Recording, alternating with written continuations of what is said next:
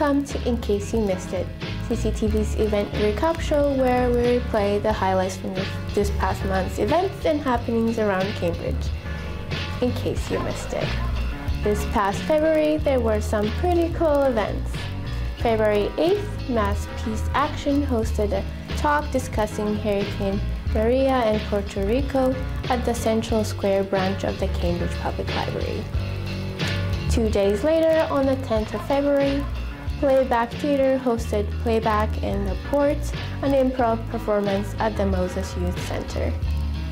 And finally, on Valentine's Day, Improv Boston hosted another improv performance, Thorns, at their theater in Central Square.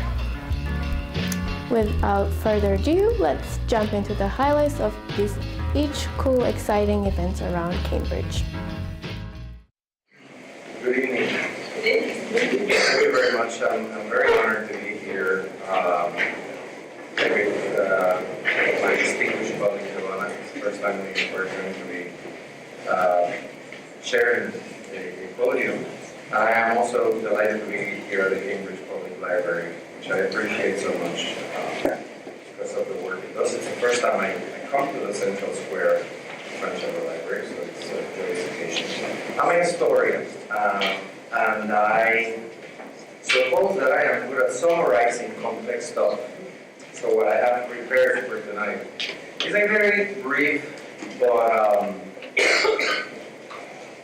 complete presentation of the complexities that are happening around Puerto Rico and around. So what I intend to do is give you a little bit of everything and wait for the second part of the activity to answer your questions and have a conversation. For decades, it's being debated by climatologists. Technically, it was a Category 4. Most people say it was a Category 5. So, my first proposal to you is that we're talking about a hurricane on top of a hurricane. I'm referring to 3 hurricanes. I'm referring to a physical hurricane that was happening since 2016. There's more to be said in terms of addressing how we got there, and I will give you some information. First one is there. If you ask me how the first fiscal crisis came about, I would say it was the combination of the contraction of the industrial base and the abuse of credit by the government to fund its operations. You must have read in many places, The Economist, the New York Times, the Washington Post, that Puerto Rico owes this many millions of dollars, and this debt is basically composed of bonds that were issued over a number of years, totaling around $72 billion. This is like 2017 numbers. But right now we could speculate, and that they'd be probably greater. So if it's the debt coming from bonds, it's the fact that pensions are dramatically underfunded, and the fact that Puerto Rico has a deficit in terms of Medicare funding, because even though Puerto Ricans are U.S. citizens, we do not get full Medicare or Social Security benefits. Labor unions in Florida, for example, are dependent on the Puerto Rican business to maintain the industry. So there's opposition to the elimination of the Jones Act on both sides of the aisle. Next. Little history, Mr. Roosevelt here, marching around the Caribbean basin with a big stick. Not much of an explanation is needed. You have Santo Domingo, Cuba, Mexico, Panama, Puerto Rico, and the U.S. Basically presiding over there's a chair here, let me see if you want to presiding over the Caribbean. Why did the U.S. invade Puerto Rico, you might think? Well, it's very easy. The U.S. and a number of naval strategists in the mid-19th century decided that naval power was going to be the biggest thing in the future, so they ensured that the U.S. would have 2 refueling stations, one in each the Atlantic and the Pacific. Cuba did not fit the bill for this because it was too close to Florida. So they needed a refueling station for their ships, and Puerto Rico provided the ideal place. Let's see next one. What does the insular cases mean for Puerto Rico? It means that throughout our history together, we have been a colony, exploited, subjected to the full powers of Congress. A huge blemish on the democratic history of the United States. With the deadly, inadequate, and shameful response of the local government and the U.S. government, the federal government that manage us. So, community-based groups are also the ones proposing and working on just recovery and sustainable long-term rebuilding. They don't want, the plan is rebuilding the old. Rebuilding and replicating the oppression and the system that have led us in this vulnerable position that we are today. So they're planning, are working in something. So people to people, just recovery, just transition. Just recovery means a long-term community-led solutions, and is part of the Just Transition grassroots framework that was created for grassroots groups, like dealing with the system and trying to change it in a different way. And what is the main purpose is to move the economy that is based in extraction of labor and the planet, that is based on militarism, profit, competition, and all things that involve, to move to a regenerative local economy that is based and think about the well-being of the Mother Earth, that is thinking about the people that are in that system, and is also towards climate solutions that will put frontline communities in position of leadership and power to being able to create their future, what they want for their future. So there's more photos so you can have a sense of some of the things that were happening in the food sovereignty brigades. People are all these photos post-Maria? Yes, that was last 3 weeks ago, because and you can see that some things are better now, but there's still a lot of work to do.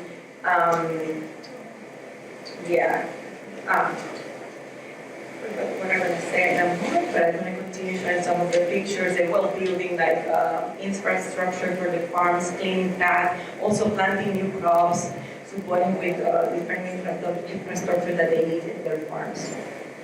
And there's like no there. It was I remember what I want to say. For me, it was a very powerful and special moment because I was able to see solidarity in action. Sometimes we have a lot of meetings talking about all the things that we need to do. But what a rewarding experience when you just do the things. That's the real work. We were there working, and that was beautiful. So, more photos about people doing the work. I know that's good. And this solidarity brigades is not something new in Puerto Rico. That's the way that Boricua and other peasants organizations in Puerto Rico have been organizing for a long time. They just work in collective. Today we're going to your farm and do the work, and next week we go to the next farm or the other farms in Puerto Rico. Are those water tubes? Yeah, irrigation is like por goteo. I don't know how to say that in English. It's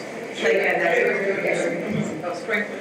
So the brigades have been an important tool for the peasants and small farmers in Puerto Rico. They are trying to produce healthy food because agriculture, as we were explaining before, have been under attack since decolonization, where 80% of the food came from outside of Puerto Rico, and most of the fertile land. She asked about what are the connections being built between Puerto Ricans that are here in the U.S., which are the majority of Puerto Ricans, and those that are on the island. Is there any significant formal, not just like I'm your family and I send you home some money or I send you something that you need, but conscientization and trying to move the same kinds of transformation in thought that you're talking about for people that are in the island, for people that are here? Another thing that maybe you know more than me, but in last elections, there was a 20% of people that voted for the other two different new parties. So already people are like Discontent. Discontent with this bipartisan thing. And 20%, that's a big number. So I think that that's another path that people, I don't know what will happen in the next election, but maybe hopefully we will break with this bipartisan thing that is coming from the US electoral system. In terms of diaspora have been key in the survival of the people in Puerto Rico. Now when we talk about diaspora in front of people that are organizing in Puerto Rico, they just start crying. They know, and I remember there were some people before we were thinking like, Puerto Rico, the Puerto Ricans in Puerto Rico were one Puerto Ricans, and the Puerto Ricans in New York and US are New Yorkers and all Puerto Ricans.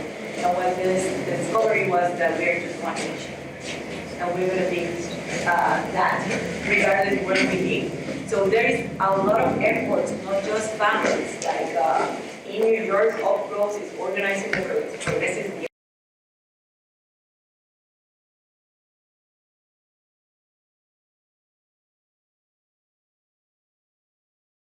Alianza por Puerto Rico, there is another group of Puerto Ricans that are trying to organize some efforts to continue to support the people in Puerto Rico. So that's two examples of things that are happening, and I imagine that all the things are happening in other states that I'm not aware. To clarify, when I said we're, very enthused with partisan politics, I mean Puerto Ricans go to the polls at a rate of 85%.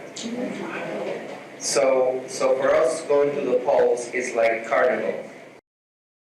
Fault has not been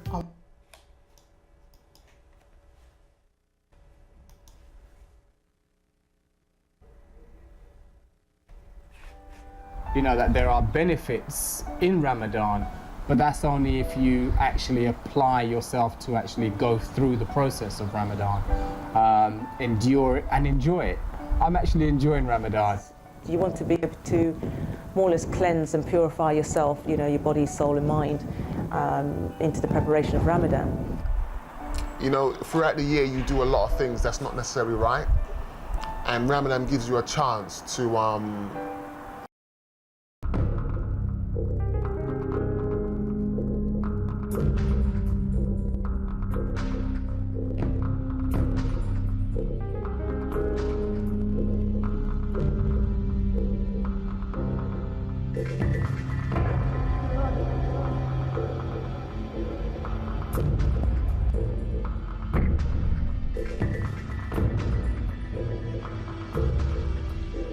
during that time.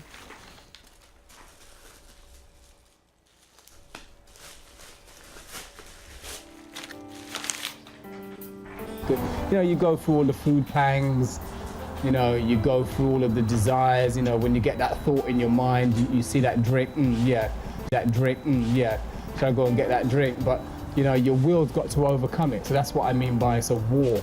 It's a personal war of attrition that you've got to overcome. Every time I know every year it comes around, it's like there's a joy of happiness and preparation, because you want to be able to more or less cleanse and purify yourself, your body, soul and mind. It's a chance really for us, or all of us, to get closer to Allah. I think a lot of the time, I kind of, this is the first Ramadan that I've actually really gone for properly, tried to take away, not watch so much TV, and to be a bit more studious in terms of the teachings and whatnot. So it's really kind of showed me how much time there is in a day. My first thought has not.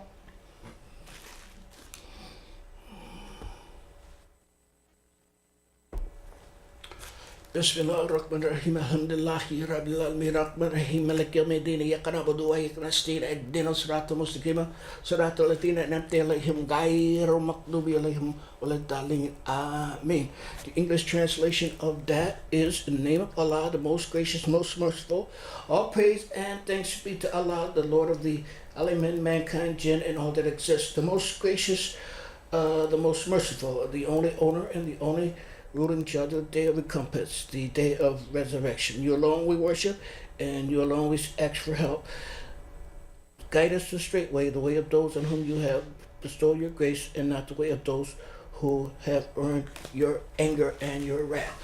With that, I greet you once again. I welcome you once again to the History, Community Life, Diversity of Muslims in New England.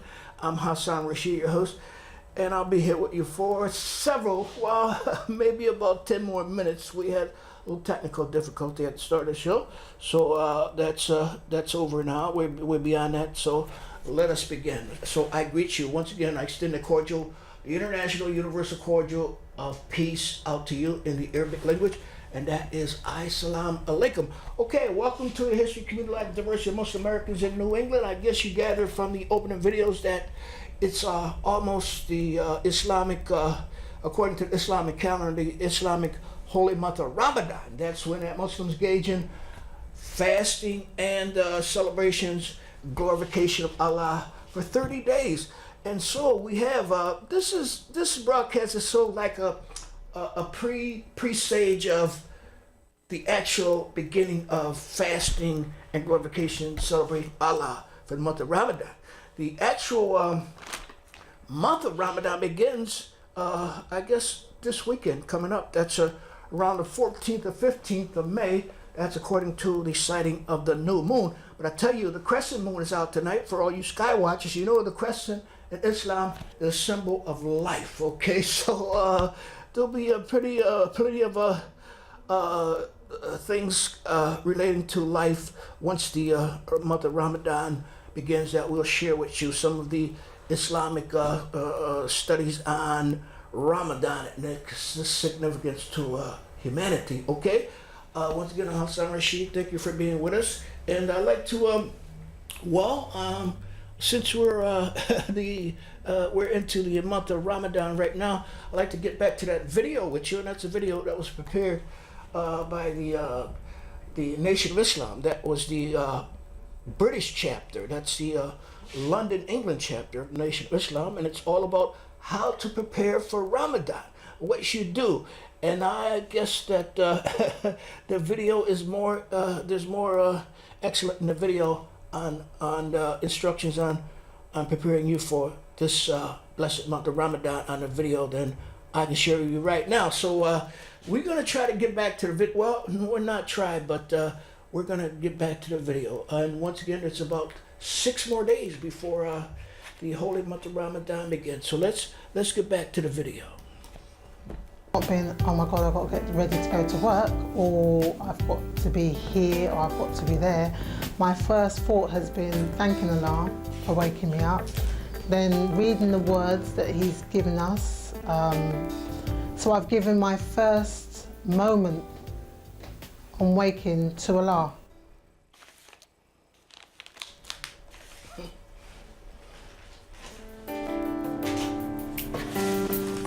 A lot of the Muslim world used to accuse us of shirk because we were fasting at a different time from them. So after our illness, well, at a certain time in history of the history of the Nation of Islam, under the guidance of the Honourable Minister Louis Farrakhan, the nation has evolved, grown and developed to a point where the believers have now come to an understanding where Minister Farrakhan felt it was now necessary for us to join on to. Okay, that's just one of the diverse spawns of Islam in eastern Massachusetts and New England. You know, this is the History, Community Life, Diversity of Muslim Americans in New England, and we cover just about every element or sect of Islam located in New England. And that was just one. That was the Nation of Islam, but that was their English wing. You know, brothers in England, sisters in England, and their preparation for Ramadan. But actually, it's, you know, the beginning of Ramadan varies between the different spawns or sects or groups of Muslims, you know, internationally. Some begin on the 4th of May, and some begin, like the Sunni Muslims, they're going to begin on the 15th of May. So that's when the new moon is sighted. So I want you to keep that in mind. if you desire to just come along and with the Muslims and prepare and participate in the fast, spiritual cleansing, glorification of Allah, fasting, etc., etc., etc. Okay, I think that's once again about 6 more days before Ramadan, and okay, so it's especially a technical difficulty. There's not much we can do if things don't go right. Okay, so I wanted to share with you some of the studies on what Ramadan is all about, but even Shabi Shaban, that's the month, the 8th month of Islam, which is the month preceding Ramadan. That is the two most important months in the Islamic calendar. That's the 8th and the 9th month. That's the month of Shaban. That's what we're into now. 6 more days of the month of Shaban, and then the first of Ramadan, according to the Islamic calendar, which is that's May 14th or 15th, depends on which group of Muslims that you adhere to, which form or species or spawn of Islam that you adhere to. I'm Hasson, Rashid, your host, and this video says a lot. Says a lot about Ramadan, so I'm not gonna just hold back and let you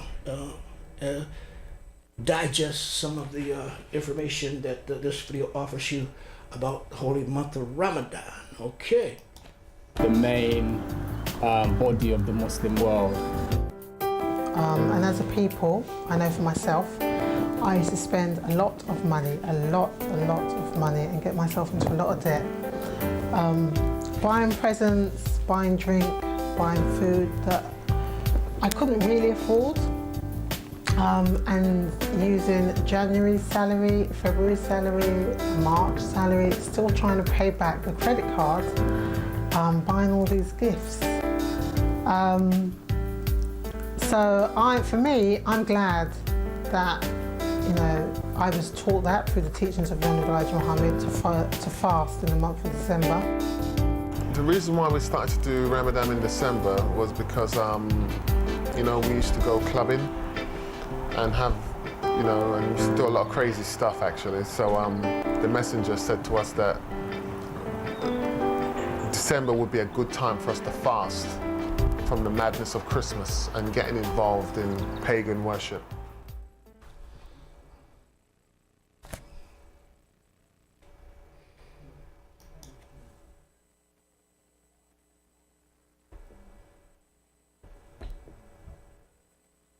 Okay, we'll get back to eat only 1 meal a day during the month of Ramadan. That says the Nation of Islam, they advise that you should only eat 1 meal a day during the holy month of Ramadan. But it varies on some people. They eat breakfast and then they eat after the sun goes down. At sunset, they eat again. Okay, but I'd like to remind you that the Council of American Islamic Relations urges the Muslims community to step up security during the upcoming month of Ramadan, because internationally, nationally, there's been a lot of bigotry targeting the Muslim American community. So you're advised by the Council of American Islamic Relations to, if you're directly related to a community of Muslims during the Ramadan period, to step up security, because there are a lot of people who don't see eye to eye with the Islamic belief system and the form of worship. So especially this year. Okay, so I'm Hasson Rashid, and it's always excellent being here with you, and it's such a great achievement to come into your lives like we do here daily at CCTV. And with that, once again, I'd like to close out the program and return you to the tape that we're featuring on how to prepare for Ramadan and what you should do, some of the things that you should do. But this is just pre-Ramadan information. But in the weeks to come, episodes to come, we should have a more detailed account of what Ramadan is all about. So until next time, I leave you with the Muslim American International Cordial of Peace in the Arabic language, and that is Assalamu alaikum.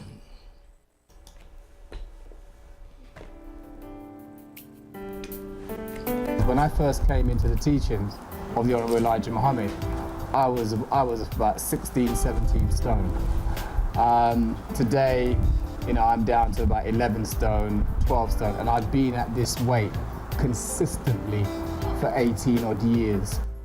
I can say categorically that, you know, with my health condition, had I been maintaining the weight I used to maintain, eating 3 or 4 meals a day, I don't think I'd be here right now. So for me, I thank Allah in the person of Master Farad Muhammad and the Honourable Elijah Muhammad for the blessing of 1 meal a day.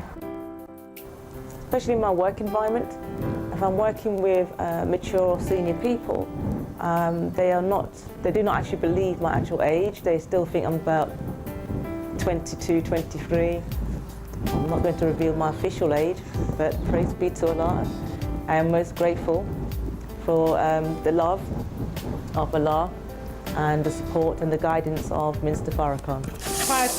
Prior to that, I mean, we eat 3 times a day, and then you get your snacks in, but then to just eat once. And even it's a bit of a struggle, but then to understand that there's a lot of people who that's their whole life. In fact, they may not eat, they may eat once a week or twice a week. So it really does. I think some of the eating's very, very unnecessary. It's out of boredom, when really and truly we should be finding other things to do, personally speaking anyway. The 1 meal a day is purification, because as we know, the foods that they produce nowadays is not necessarily good for our health, because it's based on a commercial basis. And in regards to good health, the messenger always taught us that you don't necessarily need to eat 3 meals a day to keep healthy.